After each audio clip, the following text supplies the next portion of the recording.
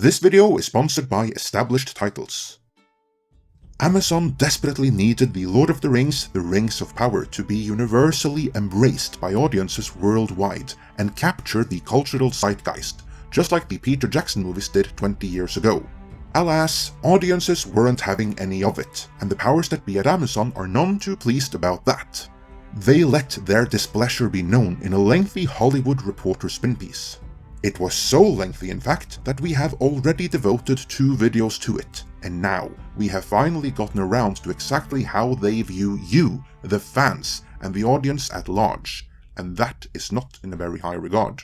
In this editorial then, we'll go through Amazon's take on why they openly censored negative reviews, how they see the fans of Tolkien, and if they think they are on the other side of the fan backlash now.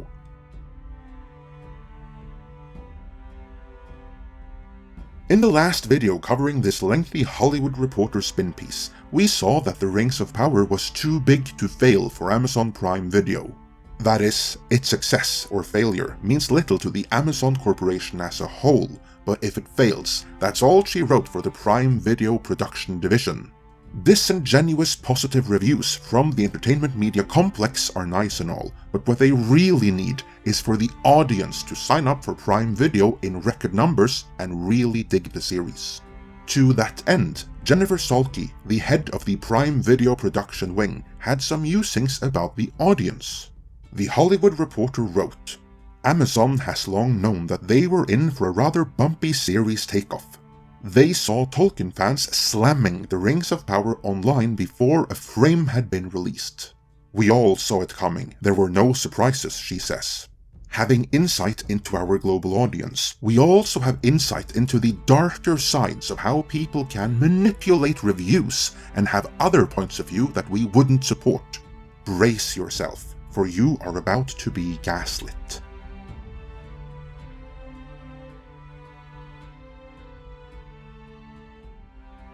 The Hollywood Reporter now gets into the suppression of audience reviews, the points of view that Amazon wouldn't support.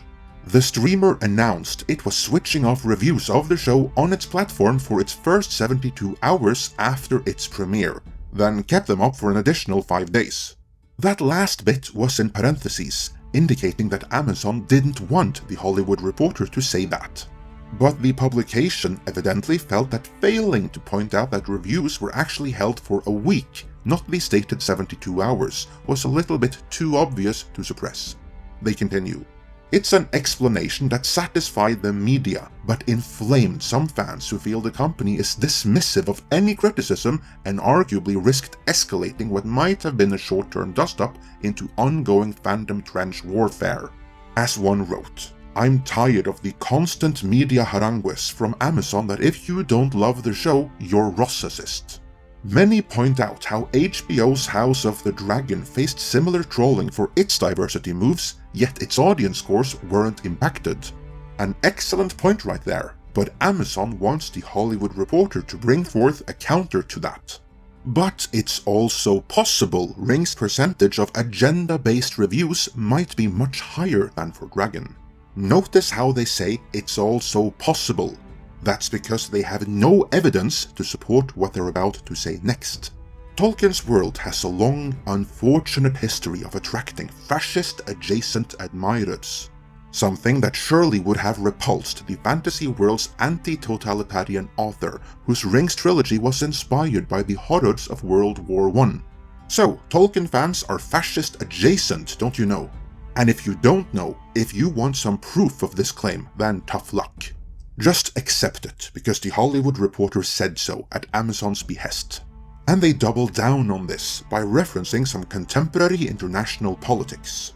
Italy's newly elected far-right nationalist leader, Giorgia Meloni, for example, has been an outspoken Tolkien fan, unhelpfully. Naturally, they don't explore which positions she holds that are so terrible. They simply label her a far-right nationalist, so now you are expected to shudder that Italy just elected another Mussolini, and she's a fan of Tolkien. That's all you need to know, she's a fascist and she likes Tolkien. Don't look any further, so you won't be exposed to her crazy ideas. So what message should be taken from what the Hollywood Reporter is saying here? Well, that Tolkien fans are the worst, and that's why they're so nasty to the good guys who made Tolkien safe and diverse and with the times, namely Amazon. That's the message they want to convey here. First to the industry in order to explain away the bad reviews, and then to the fans in the hopes that they will, do better. So lords of the audience, Amazon most decidedly are not.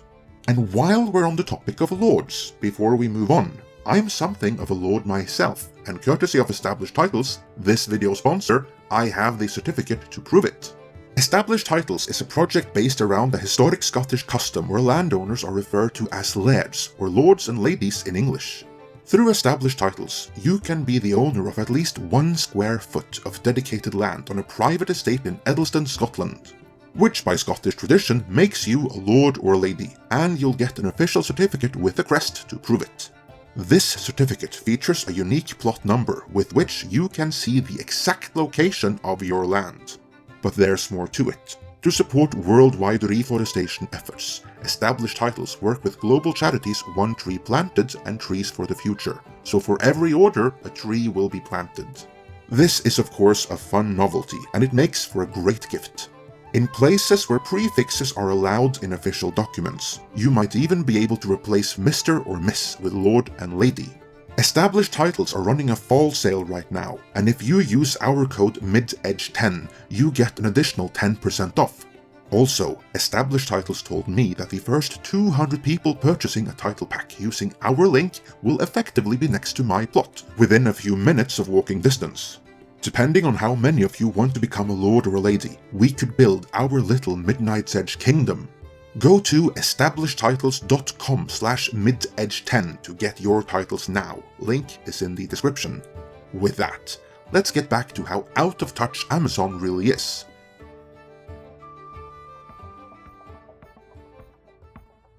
While discussing the wickedness of the fans, The Hollywood Reporter writes, Payne looks particularly distressed by the topic. The spirit of Tolkien is about disparate peoples who don't trust one another and who look different from another, finding common ground in friendship and accomplishing big things, he says. I think that might be these writers' interpretation of the spirit of Tolkien. Not too sure there's wide agreement about that outside of the groupthink of the writer's room, but that's their foundation for the series. That's the spirit we've tried to inculcate into every single comma and period in the show. That this aspiration would be offensive to people and enrage them, it's very hard for us to understand. What are they protecting? I don't see how people who are saying these things think that they're fighting for good. There's a line in episode 7 where Galadriel says every war is fought from without and within. Yeah, and it sounded ridiculous coming from Catan Sue Galadriel, I might add. Like Harrison Ford once told George Lucas, you can write stuff like that, but you can't say it.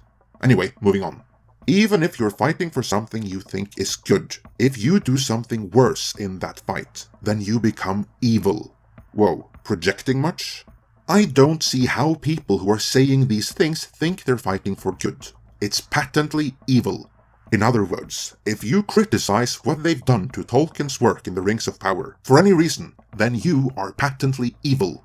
I can address his gaslighting concerns though. The issue here isn't different people coming together, because that kind of happened in Lord of the Rings already, and no one seemed to mind then. The fundamental problem here is that Amazon doesn't have the necessary rights to make a worthwhile expansion to the cinematic saga already begun by Peter Jackson.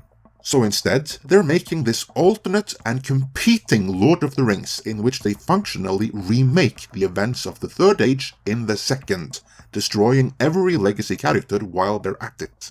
That's the problem. That's why fans are hating this. But Amazon can't admit that, because that would be admitting that this whole series was fundamentally a mistake from day one. And so, strawman arguments are used to gaslight the fans and the industry. Amazon did nothing wrong here. It's just those patently evil fans. It's the narrative they want to push.